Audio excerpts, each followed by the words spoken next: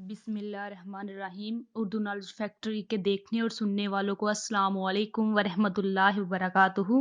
जी नाजरीन, आज की वीडियो में बात करेंगे इसराइल में होने वाले अजीबोगरीब मंजर के बारे में, जिसने पूरी दुनिया को हिला कर रख दिया और इसे क़यामत की निशानी में से एक निशानी बताया जा रहा है। आइए नाजरीन, अब हम इसके बारे में तफसीलन बात करते हैं, लेकिन वीडियो में नए आने वाले दोस्तों से गुजारिश है कि हमारा चैनल सब्सक्राइब कर लें ताकि मजीद आने वाली वीडियो आपको आसानी से मिल सके। नाजरीन, आपने आसमान से बारिश और ओले बरसते तो देखे होंगे, लेकिन इसराइल में पहली दफा मुर्दा जानवरों की बारिश हुई और वो जानवर चमगादड़ बताया जा रहा है। इसराइल के मजहबी रहनुमाओं के मुताबिक ये क़यामत की निशानियों में से एक निशानी है, जिसके बाद लाखों इसराइली रोने लगे क्या क़यामत आने वाली है कि जो इसराइल में पहली दफा ऐसा वाकया पेश आया है।